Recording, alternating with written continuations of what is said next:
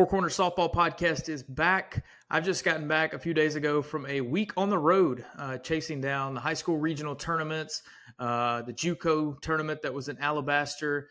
There's been a lot going on, so I wanted to put a video up before the high school state tournament gets kicked off on Monday in Oxford. So let's look back at the week that was and the week that is to come. First off, I want to tell you about my friends at Scouttown Sports, who are the presenting sponsor of the podcast this spring. Mark Purvis and Matt Jones do an outstanding job at that organization. They've got 3 tournaments that they want you to be a part of this summer. If you've ever played in a Scouttown event, you know the drill. They play 6-inning games with no time limits. They offer maximum exposure opportunities for anybody that's playing. So let me give you the dates. May 31 through June the 2nd, the USA Scouttown National in Montgomery. June 21st through the 23rd, the USA Scouttown Showcases in Fultondale. And July 26th through the 28th, you'll have the Scouttown Capital City Showcase in Montgomery. I'll put a link to their Facebook page in the notes to this video. So Scouttown, give them a try this summer if you've never played in one of their events. All right, so what did we see last week? We saw a lot of really fun softball at the high school regionals. The state tournament fields are set for classes 1A through 7A. The junior college tournament, the Division I and Division II JUCO district tournaments were in Alabaster. Notably, Wallace State wins the D1 title for the 4th year in a row. They beat Southern Union 3-0 on Saturday afternoon. Let's see, you've got AUM and Mississippi College set to go in a super regional in Division II. That's going to be a lot of fun later this week. Let's see, Florida wins the SEC tournament down in Auburn this past week. I'm recording this on Sunday afternoon, a little bit before the selection show set for Sunday evening. But there's going to be a lot of great teams in the field. Can't wait to see how the postseason shakes out in the Division I college world. The Women's College World Series will get going in a few weeks after you've got regionals and super regionals. All right, so let's dive into some content from the week that was. And after that, we'll be back and we'll talk about the week ahead.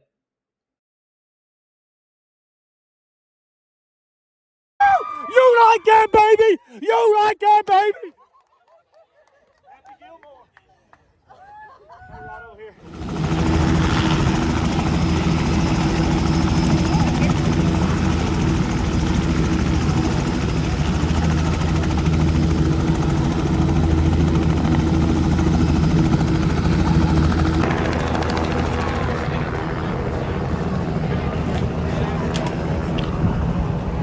Well, it's about high 70s maybe. There we go. The wind wasn't blowing, but that helicopter over there made the wind blow a little bit. Maybe they'll get the fields dry, maybe not. Maybe it'll cool off out here for us. I don't know. What is that over there? Oh, it's cloudy out here. Looked like it was gonna rain again, but I think it's moving on that way.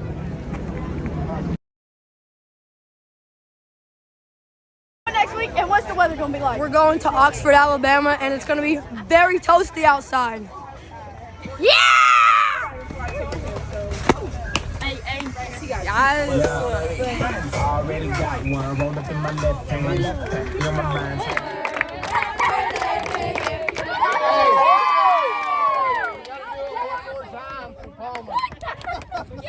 I'm Olivia Faggard. And I'm Cheney Peters, and we are Hewitt Softball.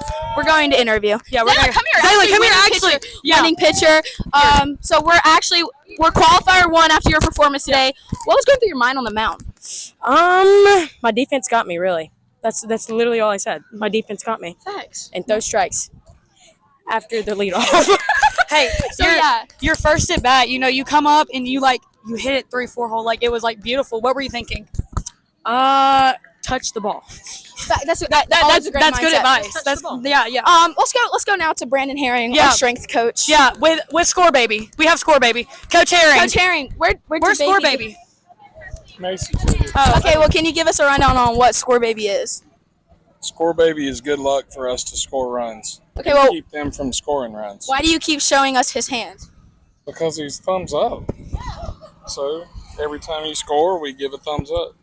Oh, fair enough. Good. Here's goalie. Yeah. Goalie, can you demonstrate? Hey, Coach Jim. Hold on. No, we have the pitching coach. Can you demonstrate Pitching the coach. celebration that we do on first base after? Yeah, celebrate. Yeah, I got you. This is what we do. Yeah! All right, this is our pitching coach, Coach M. How do you feel after Zaylen's performance? And Sarah's. Everything was great except for that leadoff. Zaylen, she just really got in her head. So, but they did a great job. I'm very proud. Very proud. What do you think about Cheney's performance behind the plate? We got to work on blocking up balls. I'm actually leaving. I'm very proud of Cheney. She does a great job. Wait.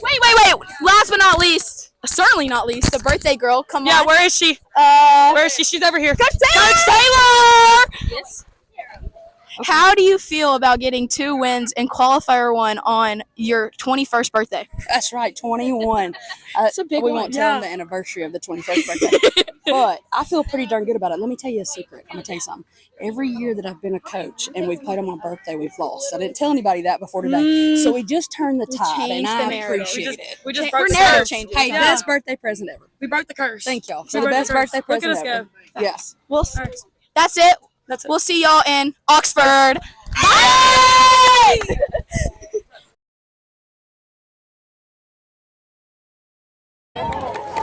Is this a video?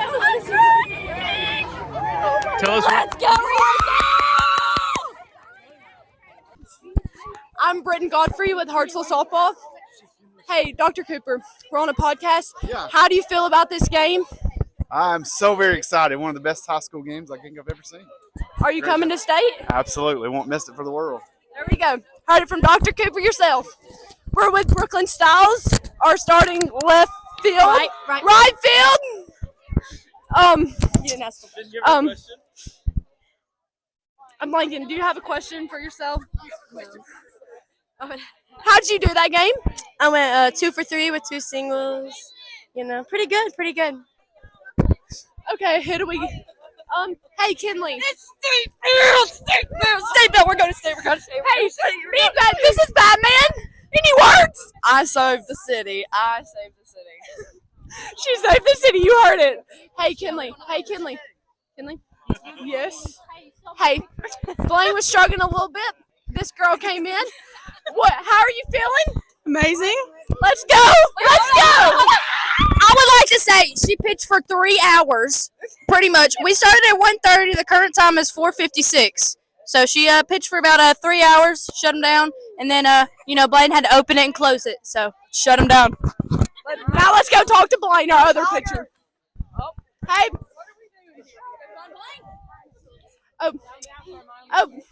Hey, on the podcast. So, tell us about your pitching experience that game. Gosh. Okay. So, started off a little rocky. I got pulled in the 2nd inning. That doesn't usually happen, but I guess it happens sometimes. And then I came in the 7th inning. After Kinley pitched a heck of a game. Exactly. And they just got lucky on their hits, and so I had to come back in. And Shut him down! Okay. And then after we were going to the bottom of the 7th inning. We were down by probably 14. Felt like it. Okay. I think we were down by 5. Down by 5. And then my friend hits a grand slam. Okay, and then so she hits a grand slam, and then shut up. And then there's 2 runners on when I hit, and Cut out some of this. actually I'm not going to say this part. Yeah, I moved the runners to 2nd and 3rd base On a strikeout. Okay, we're going to talk to Coach Hall. Hey, come on. Who am I with? Anna Hall, What's your job? head softball coach at Hartsville High. So this is your first year as head coach. Yes. How's it feel that we're going to state? It's really for y'all. I mean, I'm excited, but it's more for y'all. I'm excited, but I want y'all to experience what state is. Because have y'all ever win? No. That's what I want. Never been. Let's go. That's what I want. The best right here. Right here. You heard it. All right, now go. KJ Prater. Who am I with? KJ Prater. What did you do that game? Hit the walk-off. Let's go! How are you feeling? Great. Okay, we're done. No hate to anybody we played, but let's go Tigers!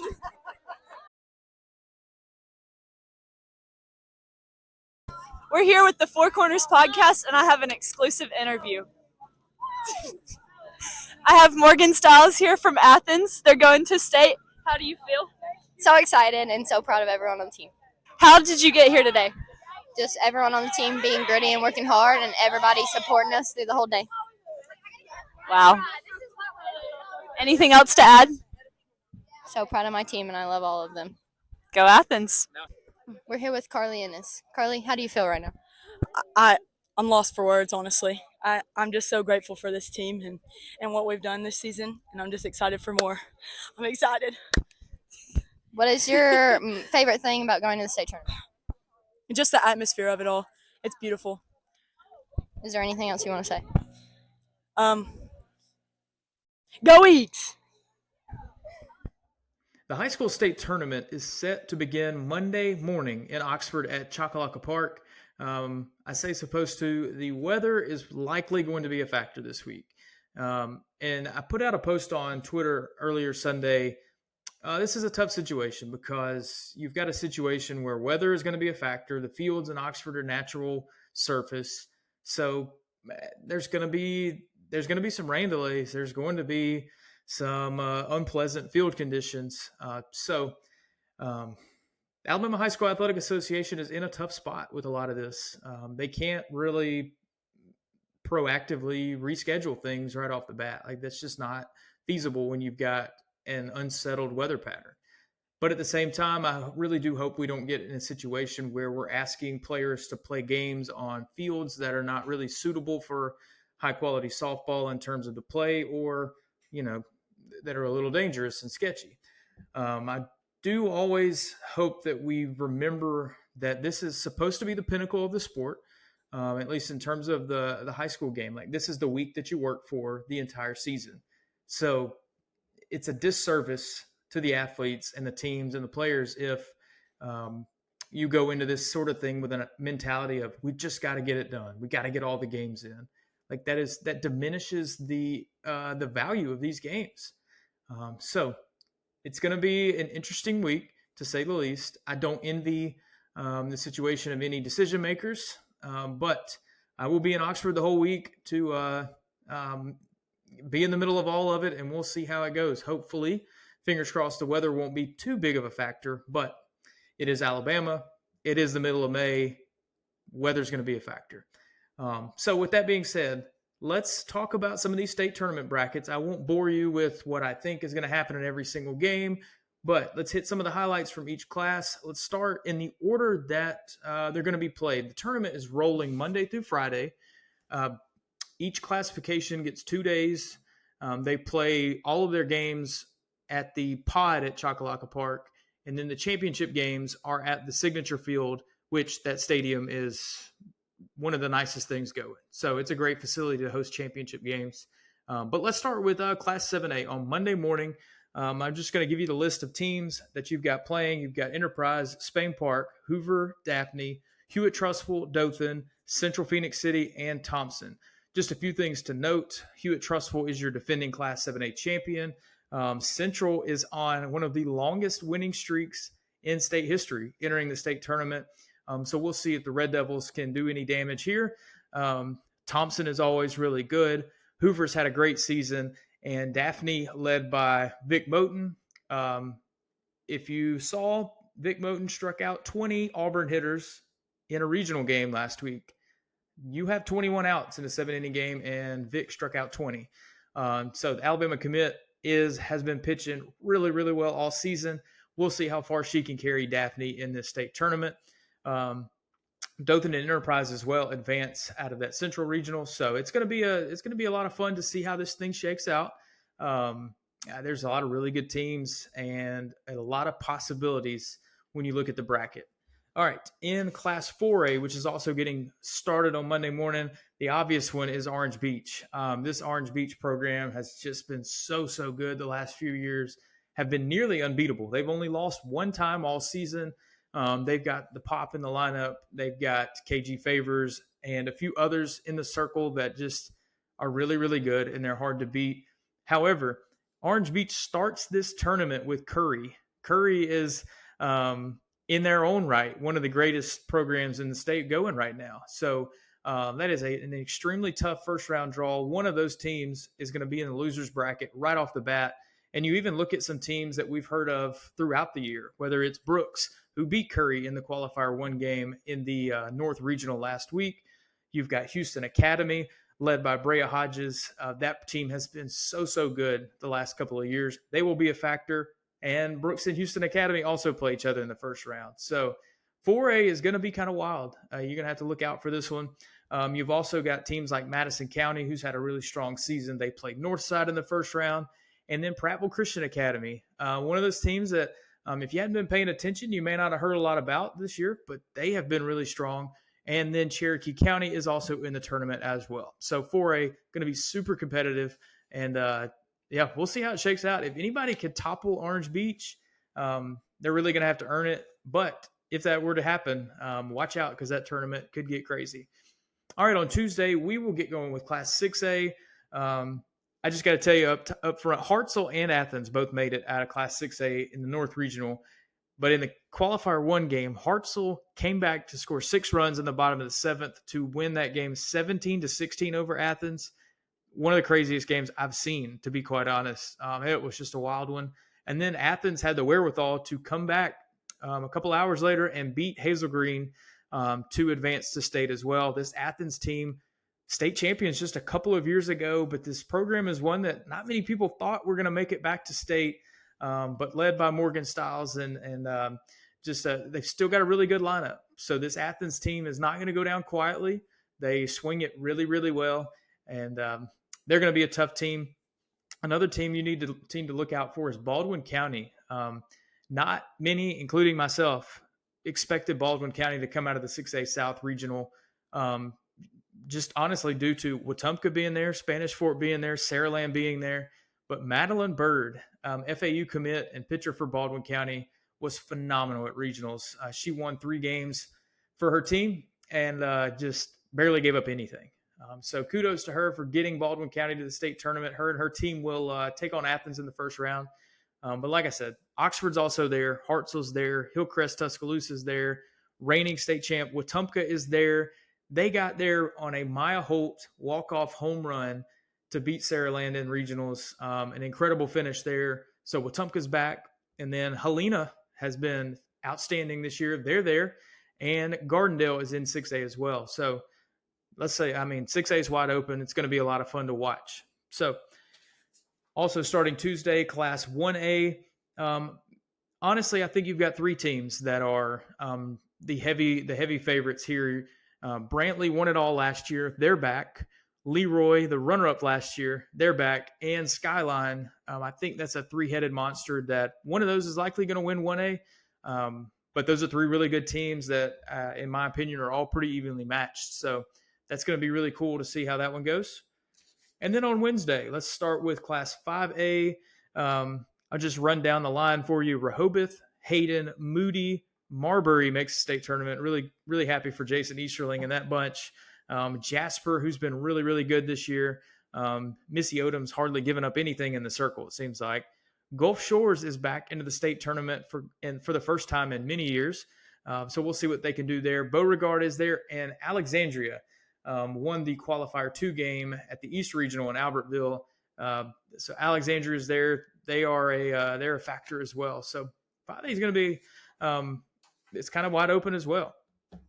All right, let's go down to the last couple. Class 2A, Hatton, your defending state champ, makes it back to state out of regional. They'll take on Wicksburg in the first round of the state tournament. That will not be an easy task at all. You've also got Pleasant Valley, Horseshoe Bend, Summerton Christian, Zion Chapel, Thorsby, and Pisgah in Class 2A. And then finally, Class 3A, Plainview, really, really good program, really, really good once again. They're there. Opp is also into this state tournament. Opp, led by AUM commit and pitcher Reese Cawley. They're really, really good. They've had a phenomenal season to this point. Madison Academy has been really strong this year. Alabama Christian Academy is there. Winfield, Excel. And then the last 2 I want to talk about. How about Piedmont making it back to the state tournament? They rally back to beat Glencoe in the qualifier 2 game at regionals. Savannah Smith with a big go-ahead double in the 6th inning, and she closes it out in the circle as well. Huge for Piedmont to get there. They will take on what has been the best team in 3A from what it appears most of the year in St. James. St. James, you've got Emily Needham in the circle and a lineup that has really been productive, especially in the top half of the order throughout the year. St. James is going to be a tough team to beat. So there you have it. Just a lot of really quality softball coming up. Hopefully we get all of it in because of the weather, but it's going to be a great show. I mean, it really is. I mean, the last thing I will leave you with is a story here. Like, I'll have this thought again once we get to the state championship games, but I can remember back a few years ago when we were all sitting at Lagoon Park in Montgomery watching a state championship game be held at one of the auxiliary fields in the main pod. And if you were just a bystander, you'd have no idea there was a state championship going on. There was nothing that made that game stand out from any of the other first round or second round games going on throughout the park. And I just looked at it and was like, this is just not good enough. In no world does a state championship game or match or event or in anything deserve this little value. Like, there's no special treatment to this. Fast forward 5 or 6 years from that moment that I'm sitting here thinking that to now we're playing state championship games at Signature Field, at Choccolocco Park, at a stadium specifically designed for softball, one that they pull out all the stops. We got a PA system. They announce the players. The game is made to be a big deal, and that's what it should be. And I'm glad that the sport has been able to progress to that, especially in the high school ranks in this state. And don't get me wrong, there's plenty to continue to improve, plenty to work on, plenty to talk about. The wins of progress are constant in everything, as they should be. So before you start just complaining about this needs to work differently, this needs to be fixed, absolutely it does. But at the same time, take a beat, realize how much progress has been made the last few years, and enjoy some great softball this week. If you see me out at Choccolocco Park, stop by and say hello. We're going to have a great time this week. Thank you guys for watching. Let's finish this off with a great photo slideshow from the last week or so. Just enjoy seeing all of you at the ballpark. It's been a lot of fun this season. And let's have a few more great days. Thanks, guys.